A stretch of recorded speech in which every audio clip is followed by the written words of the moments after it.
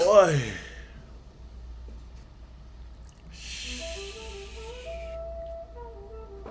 We back. It is your motherfucking boy. First.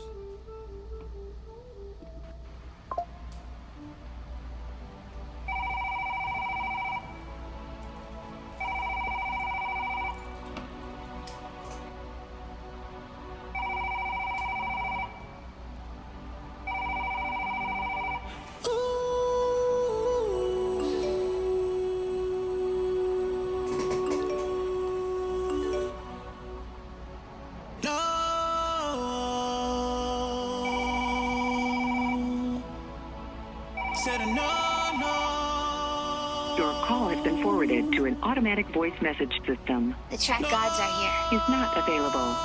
At the tone, please record your message. When you have finished recording, you may...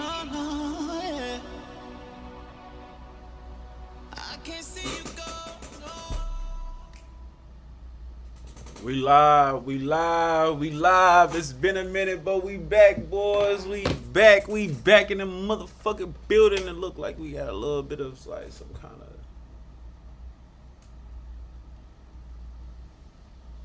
I gotta make sure I gotta clean all my mirrors. We back though. What it do? What it motherfucking do? This is the Artistic Perspective Podcast, and I am your host, Lavelle Ford, man, and back with another motherfucking episode. So, a live episode, actually. I was supposed to do another episode Sunday, and I've been getting caught up, man. I've been working like heavy, and it's always hard to put on different hats when I'm like exhausted from tattoos, and I even done it to where I was like, all right, I'm not gonna work this day. So, you know, because I put it down on my calendar. I'm not supposed to work on Sundays and Mondays, but nigga, I've been working.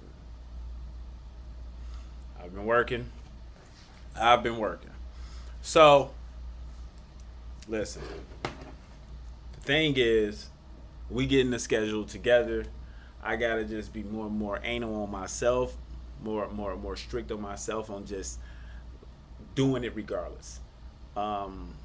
It is sometimes just a bit harder to do my weekly updates because I actually edit those videos compared to just my live. My lives are so much easier, and even though we're 30 minutes late, we still live. So, you know what I mean?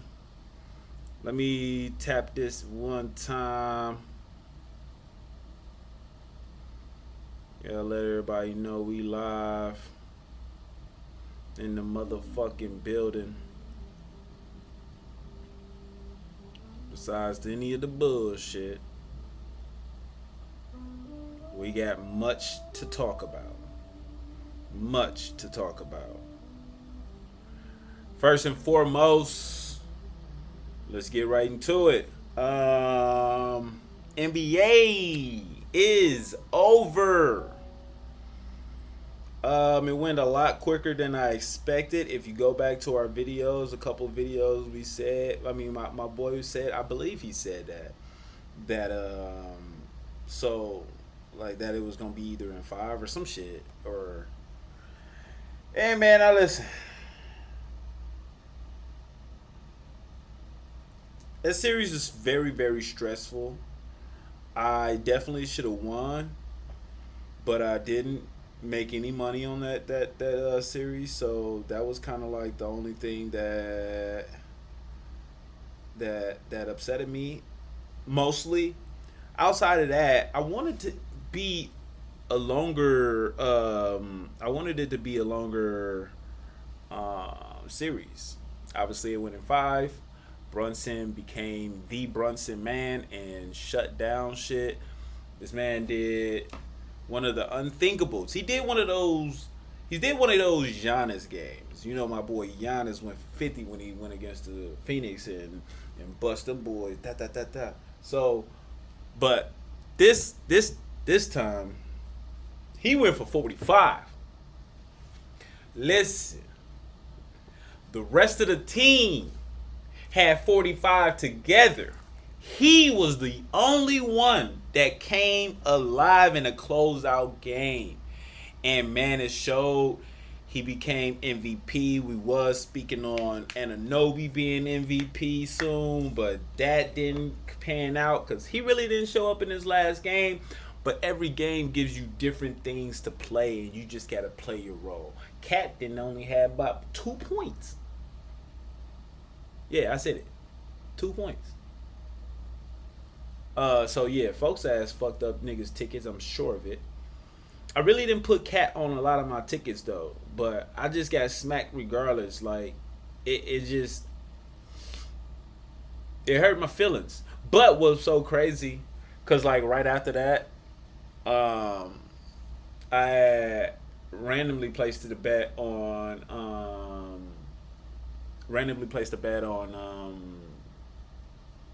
for the UFC fights, and I actually got those right. My boy Silver Gone, he fucked around and came through with the underski knockout. I believe that was first round or second round, whichever it was, but knocked that boy Alex the fuck out, put him in them sleepers. And then actually that whole UFC was all knockouts. That's another thing. That was crazy as shit in itself. Like the first 2 to 3 like fights was like fucking knockouts in the first round. I was like, what the fuck like is going on, my nigga? Like it's looking suspect in this bitch. But then I also thought about it. I was like, and part of me felt like a lot of these fights was made up to be to where it was one person going to be heavily favored going against someone so they can knock him out, so it can be all knockouts. But the fact that every fight went out like that, and you actually had some good fighters in there, so it was like, but it was just it just didn't it was just crazy because I feel like obviously you could have made a fucking bet of so many motherfuckers just knockouts, all knockouts.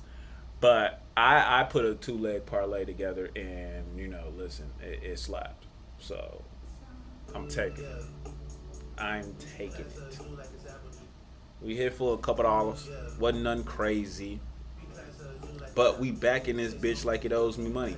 And we ain't gonna be back in the sports hub until NFL. So y'all got some time to save some coins. But definitely when NFL starts, it's back up. It's back up. It's back up. If you in the chat, I don't have my chats up right now, but definitely say something to your boy if you want us. If you wanna, you know what I mean?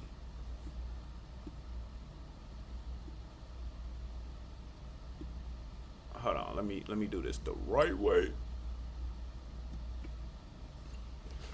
But I just shared the live, y'all. So if y'all really paying attention and y'all lock the fuck in, you will know to tap in right now because we are live. So go back to the NBA. So like I said, I mean, first and foremost, I did make some money off that UFC fight stuff, and I obviously went in just like kind of like blind, just like, all right, fuck it, let me just click on whoever I want. And normally, dude, that's how it always work out. When I'm not so invested emotionally wise with my bets, which is hard to kind of stay out of that because you want certain people just to do good, and that's just what it is. But when you don't have that so much emotional attachment to these bets, dude, they go so much better. You know what I mean? And because you're not swayed at all from of what you're not swayed at all by emotions of what you feel the outcome will be. You're more just like, all right, fuck it, let me look at this from just wide open and just say what it is about this fight. Now that Silver Gone fight, obviously everybody knew that he got taken out very, very quick in the John Jones fight. So I feel like since then he kind of disappeared, but he really didn't. I think he was fighting, but I wasn't paying too much attention. But I feel like a lot of people written him off once that happened because it happened so fast and so quick. I mean, it was like a submission, within seconds, dude. Like, it was crazy. I was even pissed. I was like, what the fuck? Like, what did I just watch? But I say that to say, you, like I said, like, you are your best when you're not emotionally attached to a situation, and you can just speak, or you can just give your actual analyzed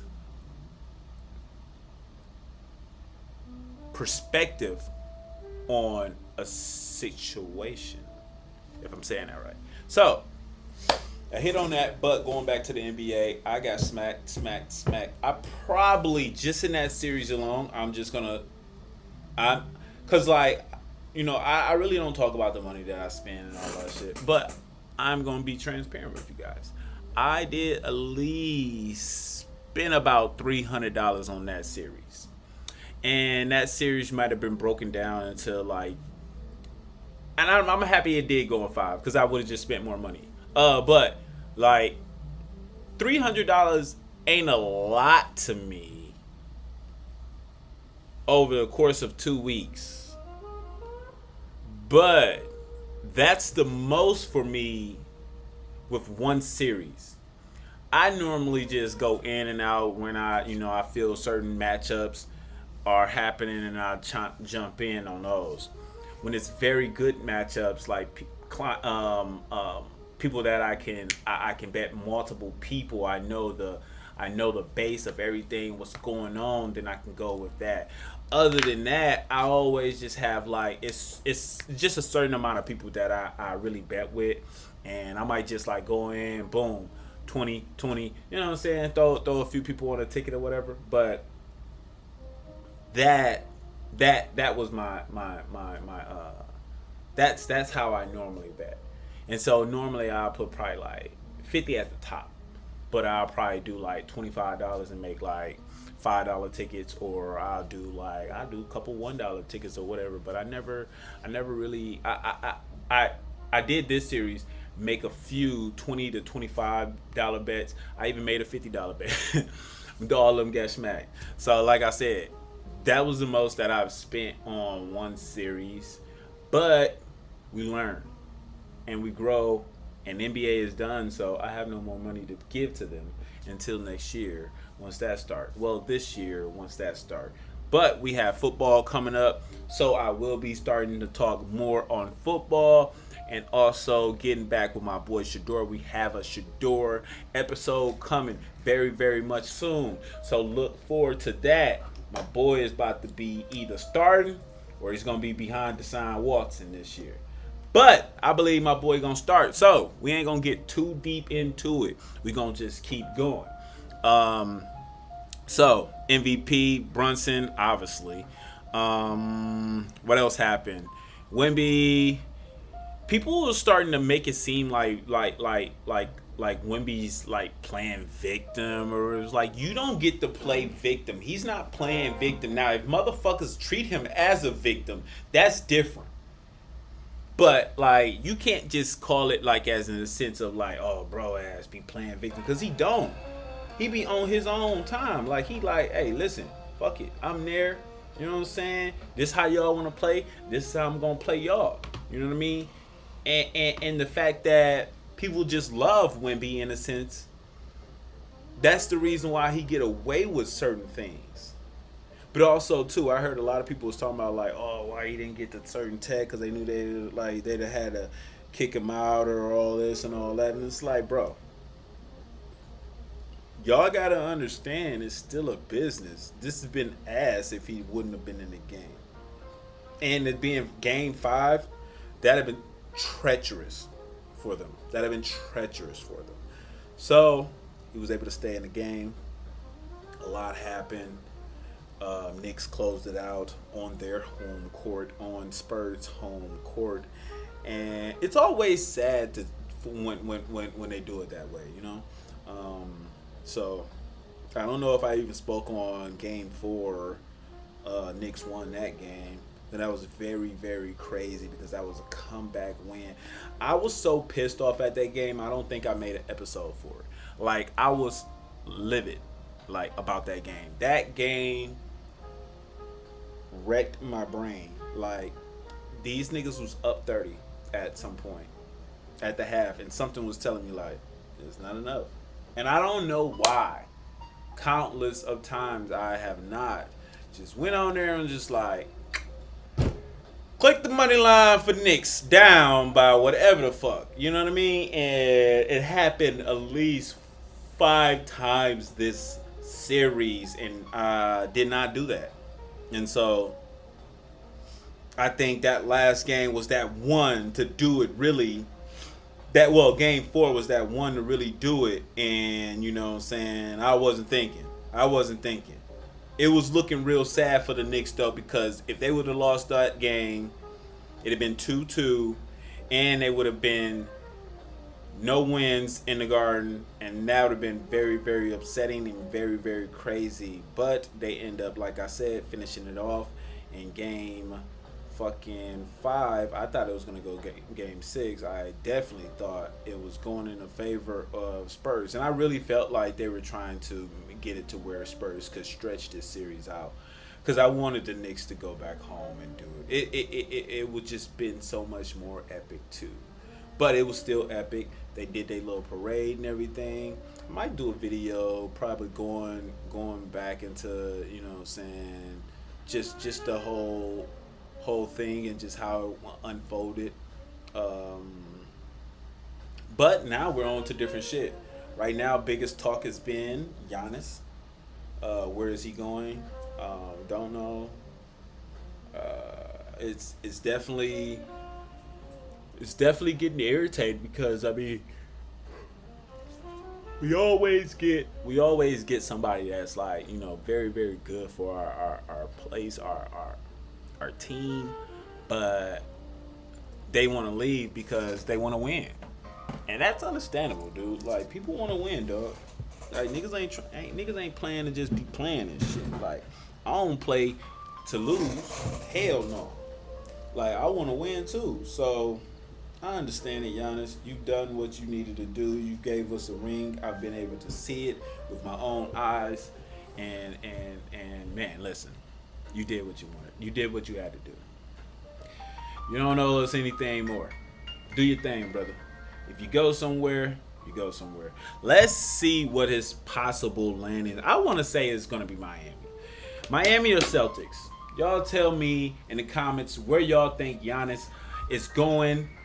And yeah, we're going to keep our eyes on this, guys.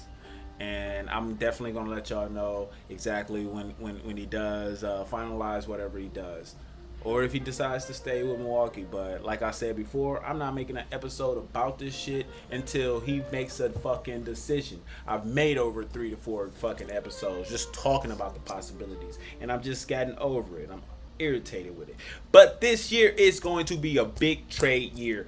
Man, it's going to be so many big heads like moving. Like, it's gonna be some furniture moving this year. So best believe, stay tapped in, stay locked in, and definitely stay tuned. This is the Artistic Perspective Podcast, and I am your host, Lavelle